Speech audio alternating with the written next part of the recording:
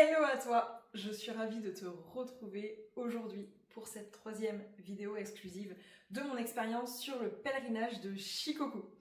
Pour petit rappel, première vidéo, je te partageais mes apprentissages et l'expérience dans son ensemble.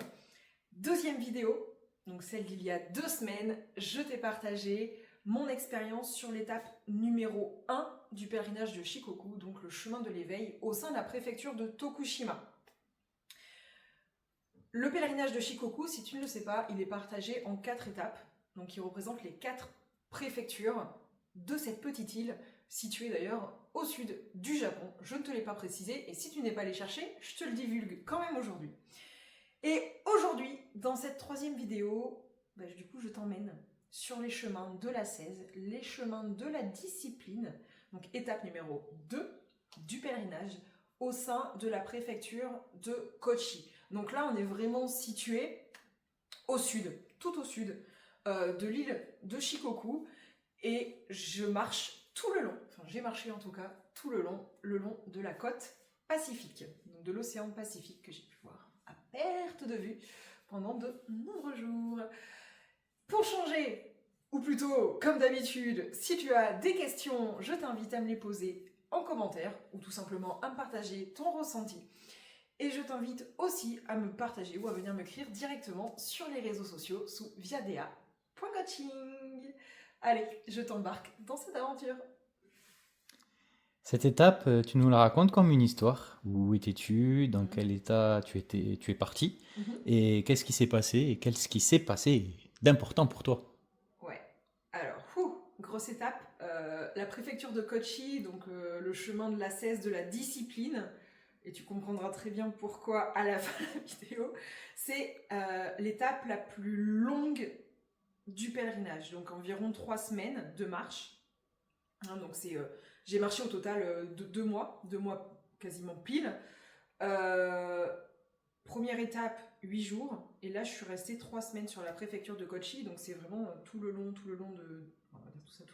pèlerinage tout le long de la côte sud en fait je vais y arriver, de l'île. Alors il faut savoir que, ça je ne te l'ai pas dit, mais je te l'ai un peu dit sur la fin. La fin de la première étape, je l'ai terminée avec de grosses ampoules au pied gauche. Mais alors des ampoules d'un autre monde, qui fait que j'avais du mal à marcher. Et entre l'étape numéro 1 et l'étape numéro 2, je me suis arrêtée 2 jours pour me reposer. Dans un super endroit, hein. J'avais quand même choisi un bon logement, un peu luxe et tout, en bord de mer, dans une ville dont j'ai oublié le nom, c'est embêtant. Mais j'étais en tout cas dans la ville du temple 23, je te la mettrai en commentaire, voilà. Je me souviens pas de tous les noms. Et j'étais clairement épuisée. Donc à ce moment-là, j'arrive épuisée, j'ai de grosses ampoules au pied gauche, qui vraiment me bloquent dans ma marche, hein. Je souffre quand je marche. Et je sens quand même que je compense un petit peu avec la jambe droite. Donc je me repose 2 jours, tranquille, hein, vraiment je dors, je marche tranquille, je me mets pas de pression. Et à ce moment-là, j'hésite quand même à me dire, est-ce que je prendrais pas un jour de repos supplémentaire ou autre? Finalement, je m'écoute pas, et je reprends mon planning comme il se doit, quoi. Euh, et du coup, c'était un mercredi, du coup, je reprends la marche le mercredi. Il fait grand soleil, il fait beau, beaucoup de vent, mais voilà. La marche se passe super bien, je suis le long de l'océan enfin. Et en même temps, c'est long par moments, je suis seule. Je fais le temple 24, j'arrive au camping où je dois dormir ce soir-là. À l'entrée du camping, grosse contracture sur la jambe, donc là sur la cuisse droite.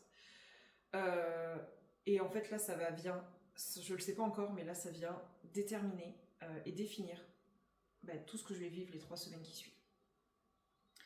Donc contracture, je me dis ok, mais vraiment une douleur hyper vive, hein. Je me dis écoute, tu vas te reposer, je monte ma tente, je reste tranquille, je masse un peu, enfin je sais pas trop quoi faire à vrai dire à ce moment-là. Je lis un peu les conseils sur internet. Dans la nuit, je me lève, je sens que ça va mieux. Le matin au réveil, je sens que ça va mieux. Je reprends la marche. Et au bout de 2 kilomètres, mais impossible de marcher. Je suis en pleurs, je souffre, et à ce moment-là, je sais que, entre guillemets, soit je reste j'atteins mon objectif en marchant, mais j'arrive pas au bout, parce que le risque c'est que la contracture devienne un claquage ou pire, et que du coup je dois arrêter. Ou soit je me dis, écoute, là à ce moment-là tu vas être intelligente, tu prends le bus, et tu te prends un jour de repos, quoi. Je peux pas, à ce moment-là je comprends que je peux pas continuer comme ça. Donc ce jour-là, je le passe assise face à l'océan Pacifique, j'attends, j'ai rien d'autre à faire, j'attends, sachant qu'en plus j'avais réservé mon camping pour le soir même. Je me dis je vais aller me faire un onsen qui ouvre un peu plus tardivement que prévu, donc finalement j'aurais fait 3 km dans la journée, mais par contre la douleur ne passe pas. Le soir, j'arrive au camping, et en fait je me rends compte que le camping est entre guillemets fermé, et qu'il est surtout sur une place publique, hein, donc à côté alors d'une Michinoeki, mais ce qui est pour nous ce serait comme une aire de repos, quoi, sur une autoroute, genre ça va, ça vient, il y a un peu tout et n'importe quoi, les sanitaires sont à l'autre bout, il se met à pleuvoir un peu comme vache qui pisse, et juste à côté il y a un hôtel, et là à ce moment-là je me dis écoute, tant pis, je vais à l'hôtel. Donc j'avais déjà payé le camping, je paye l'hôtel, je suis hyper bien accueillie par la réceptionniste, qui m'a chouchoutée parce qu'elle m'a apporté de la glace, enfin, vraiment, voilà, elle m'a chouchoutée, je me suis effondrée devant elle. Et à ce moment-là, j'ai compris que mon pèlerinage, en fait, ne se passerait pas du tout comme je l'imaginais. Et en fait, pendant tout le long de la préfecture, j'ai dû alterner entre des jours de marche, des jours de bus, train, et des jours de repos imposés. Une seule vidéo suffirait pas à tout raconter, hein. De toute façon, j'ai tout raconté au sein d'Oharuku, mon programme du coup de pèlerinage antérieur. Donc, je vais pas tout raconter, mais c'est juste pour dire que à ce moment-là, cette expérience a transformé la vision que j'avais du pèlerinage. J'ai été obligée de m'imposer des jours de repos, j'ai été obligée de prendre le bus, de prendre les transports en commun. Et ça a été très dur pour moi, parce que je m'étais dit non, je veux faire ce pèlerinage, je veux le faire à pied, c'est hors de question que je prenne les transports en commun. Bim.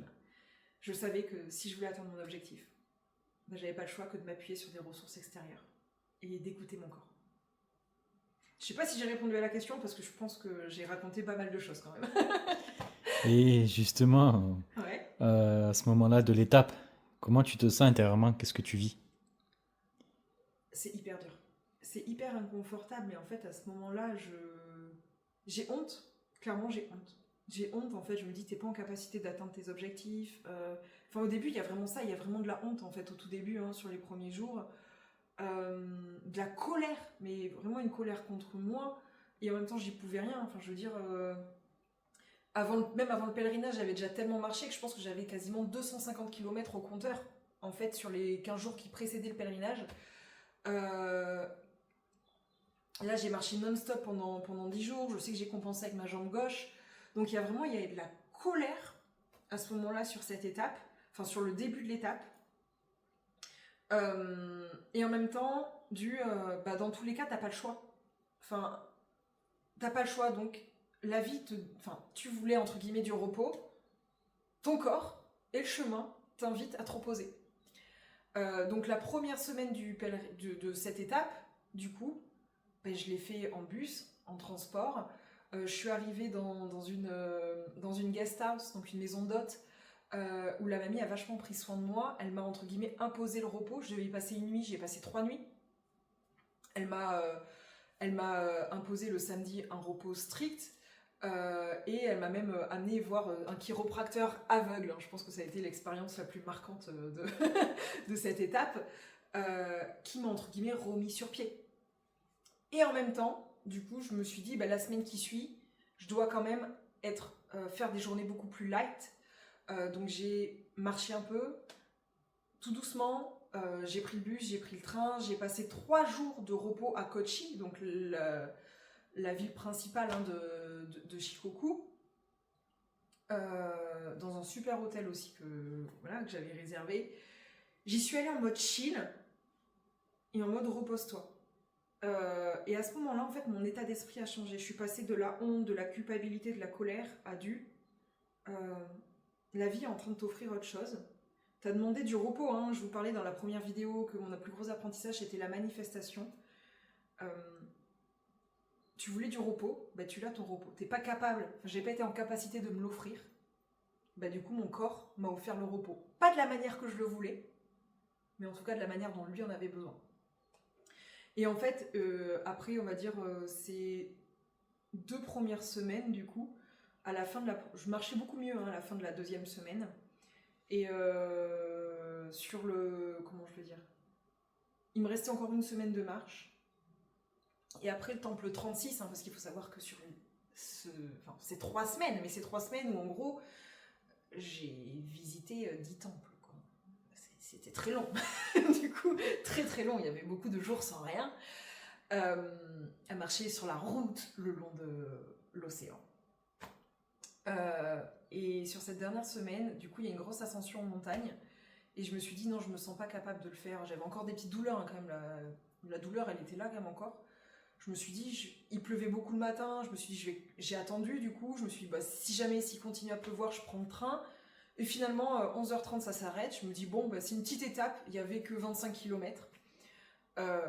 C'est une petite étape, 25 km sur Shikoku. Je me suis dit c'est largement faisable. Du coup, pour atteindre mon logement du soir, pour atteindre le temple 37, et je me dis je la prends par la route par contre. Et en fait sur la route, au lieu de suivre mon instinct idéal, je vois, le truc que j'avais décidé initialement, je vois le petite pancarte qui m'indique le chemin de Shikoku il est là. Donc je me suis dit ah ouais il y a une route parallèle, trop bien. Du coup je prends la route parallèle quoi. Je vérifie sur plusieurs plans, il y a bien une route. Et en fait cette route s'est avérée être un très vieux chemin. Donc je me suis retrouvée à me battre dans une jungle. Mais vraiment, il y avait des ronces de partout. Des chemins, j'arrivais pas à passer. J'ai dû arracher des feuilles et tout. J'ai fait 1 km en 1 heure. Pour vous dire un petit peu le truc. Et en fait, à ce moment-là, j'étais en mode tellement adrénaline, j'ai vachement forcé sur ma jambe. Donc je sors de là, je suis dégueulasse. J'ai de la terre, de la boue partout, des feuilles de partout. Je finis ma marche. Et en vrai, ça va. Et le soir, je me pose pour manger. Et là, bam, la douleur revient. Le lendemain matin, j'arrive pas à marcher. Et là, du coup, je prends une décision en mode... du coup, tu vas faire 2 jours. Repos complet. Donc 2 jours où j'ai marché 1 km max. Alors peut-être un peu plus parce qu'il fallait quand même rejoindre le train. Mais j'ai pris le train, je suis allée à un hôtel. Je n'ai pas bougé de l'hôtel pendant 2 jours. Donc ça a été dur, mais à ce moment-là, j'étais hyper fière de moi. Parce que je me suis dit, tu t'autorises à ralentir, à écouter pleinement ton corps, à te respecter et à faire différemment. Donc là, c'est comme si à ce moment-là, il y a eu vraiment un switch de mindset en mode... tu ralentissais, mais là, tu ralentis pleinement. Et c'est pas parce que je me repose que je n'atteins pas mon objectif. Et c'est pas parce que j'atteins mon objectif différemment que je ne réalise pas mon rêve. Et justement, cette étape-là, qu'est-ce qu'elle t'a obligé à lâcher? Qu'est-ce qu'elle t'a fait comprendre sur toi? Que j'étais encore beaucoup dans la force. Je pense que quand même, malgré... j'avais déjà appris à beaucoup lâcher, à beaucoup ralentir, avant même ce pèlerinage. Mais alors, en fait, elle m'a pris conscience que j'étais encore beaucoup dans la force avec moi-même, dans le... tu dois y arriver pour y arriver, tu vois, ça doit être dur. Ça se mérite, quoi. Un objectif, ça se mérite, et tu dois montrer que tu dois être forte. Et en fait, je me suis dit, mais qu'est-ce que j'en ai à foutre? Tu vois, j'ai aussi compris que du coup, j'accordais encore énormément d'importance au regard de l'autre, et que pour, entre guillemets, que l'autre m'aime ou que l'autre m'estime, je devais, mais genre, en chier, quoi. Et tu sais que je devais être dans le faire dans la force. Et là, je me suis dit, mais n'importe quoi. N'importe quoi. En plus, je partageais du coup tout ça avec les pèlerines de Haruku, du pèlerinage intérieur. Et j'étais là en mode, mais on s'en fout. de comment j'atteins mon objectif. Le principal, c'est que je l'atteigne. On va pas me reconnaître parce que j'ai marché tous les jours, que j'ai marché dans la douleur, non. On va, entre guillemets, mettre en lumière déjà le fait que j'ai tenté quelque chose, le fait que j'ai expérimenté avancer vers mes rêves, et encore plus, le fait que j'ai atteint mon objectif. Moi je vais me souvenir de ça. Je vais pas me souvenir de tu l'as fait dans la force. Surtout si en plus je le fais dans la force et que je me blesse encore plus. Donc ça m'a obligée à lâcher vas-y, lâche la force, lâche le regard des autres. Et encore une fois, de quoi j'ai besoin? Comment je peux me respecter? Et comment, en fait, je peux juste m'accorder suffisamment d'amour? Parce que finalement, c'est ça la question. M'accorder suffisamment d'amour pour me dire, mais en fait, c'est ma vie. C'est mon objectif. Et on peut me donner autant de conseils qu'on veut, on peut me dire, fais ci, fais ça. Il n'y a que moi qui sais ce qui est bon pour moi à l'instant T pour atteindre mon objectif. Donc ça m'a obligée à lâcher ça. Donc, si tu résumes, qu'est-ce qui t'a aidé en réalité à avancer malgré tout ce que tu vivais, toutes ces épreuves? Alors là, ce qui m'a aidé à avancer, je pense que ça a été clairement mes outils de coach. Alors, je dirais qu'il y a eu deux choses. Il y a eu déjà le soutien que j'ai reçu de mes proches, mais aussi des pèlerines au sein d'Oharuku, qui a été hyper précieux à ce moment-là. Et la deuxième chose, ça a été vraiment mes outils de coach, en me disant, attends, fais un pas de côté. J'étais constamment en train de prendre du recul. Qu'est-ce que tu es en train de vivre? De quoi tu as besoin? C'est quoi le plus important? Je me suis aussi souvenue de ma formation de PNL, donc de programmation neurolinguistique, et dans laquelle on m'a appris à m'accompagner moi-même et accompagner l'autre avec élégance, avec excellence. Et je me suis dit, attends, comment à ce moment-là, moi-même, du coup, je peux m'accompagner avec élégance et excellence pour atteindre mon objectif? Parce qu'en soi, si j'accompagne l'autre, quand j'accompagne l'autre en coaching, ou que je m'accompagne moi, c'est parce que j'ai un objectif derrière. Donc comment je peux utiliser tous mes outils pour m'accompagner avec élégance et excellence? Et ça m'a vraiment, en fait, j'ai utilisé des protocoles que je connais, des outils que je connais, pour lever les blocages, transformer en fait mon état d'esprit. Et en fait, là, à ce moment-là, j'étais hyper fière de moi de voir que j'ai aujourd'hui cette capacité aussi à m'accompagner. Alors, ça a ses limites, bien sûr que j'ai aussi besoin de l'autre, mais ça a été vraiment ces outils, des outils que je transmets dans mes accompagnements, notamment dans mon accompagnement individuel ODA Origine, où vraiment, là, je transmets ces outils de coaching pour s'accompagner soi-même dans l'atteinte de ses objectifs, pour transformer son état d'esprit, transformer sa posture. Et je me suis dit, en fait, ces outils que je vous transmets pour avancer sur votre chemin, je les ai. Et donc c'est ce qui est vraiment ressorti de chacune aussi des partages que j'ai eus, notamment des pèlerines, de me dire, ce que tu nous dis, tu le vis, mais surtout tu l'utilises toi-même. Et c'est ça qui fait toute la différence. Et si tu devais faire le lien, un parallèle entre l'entrepreneuriat et ce que vivrait une femme qui vivrait exactement la même chose, ça parlerait de quoi pour toi? Là, ça parlerait de tout simplement de ce rapport entre l'être et le faire, entre la force et la douceur. Je le disais, finalement, sur le chemin, j'avais encore beaucoup le regard des autres qui me suivaient. Et aujourd'hui, pour beaucoup de femmes que je vois, elles accordent tellement encore d'importance au regard de l'autre dans leur réussite ou dans leur échec, que du coup, elles s'empêchent de faire des choses, elles s'empêchent d'être, elles s'empêchent de se reposer.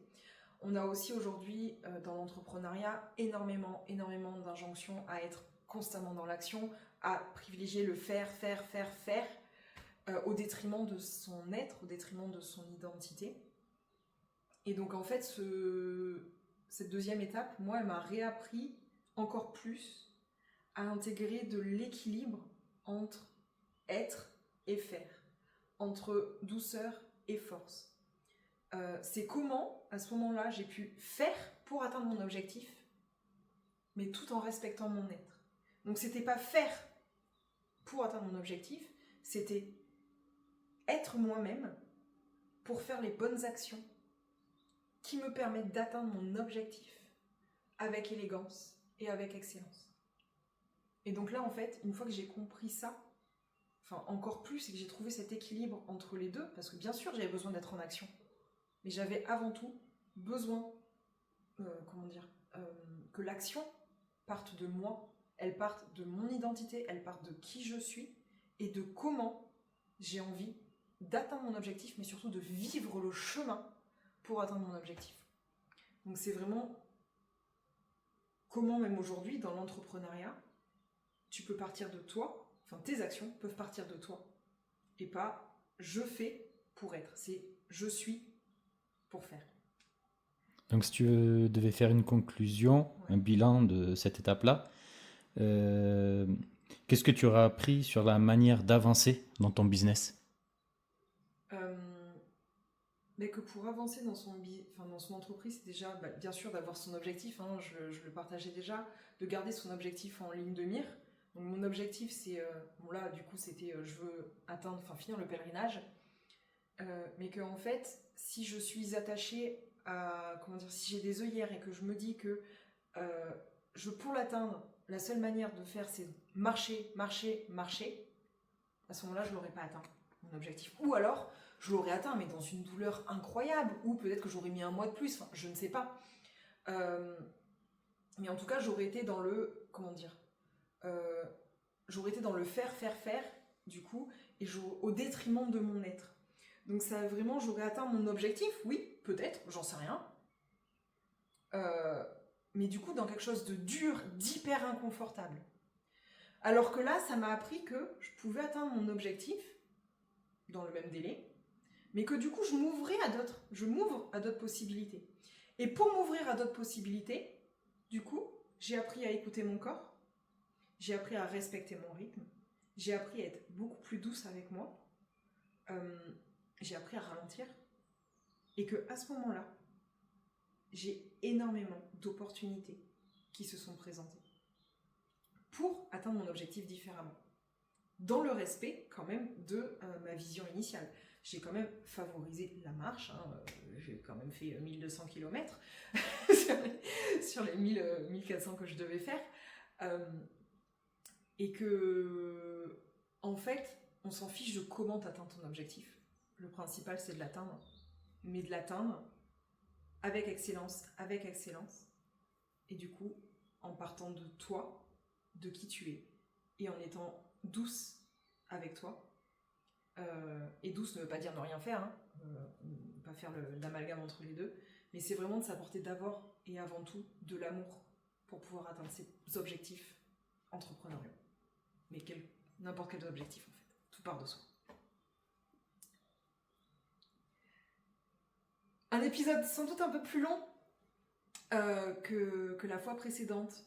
Je pourrais partager énormément de choses, hein. J'ai fait tellement de rencontres incroyables, justement parce que j'ai ralenti, j'ai vécu des choses extraordinaires sur ce chemin de l'ascèse et de la discipline. Donc si ça vient toucher des choses en toi, que ça réveille des choses, que tu as envie de me partager ce qui a résonné, si tu as des questions, je t'invite du coup à me les partager en commentaire ou à me les partager sur les réseaux sociaux, évidemment. Je serai ravie d'échanger avec toi. Et du coup, on se retrouve dans 2 semaines pour une 4e vidéo.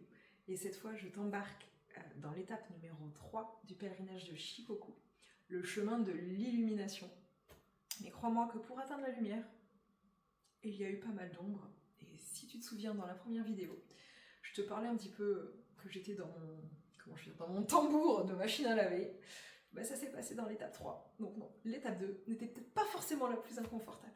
Mais ça, je te donne rendez-vous du coup dans 2 semaines. Et en attendant, on échange par ici ou sur les réseaux. À très vite!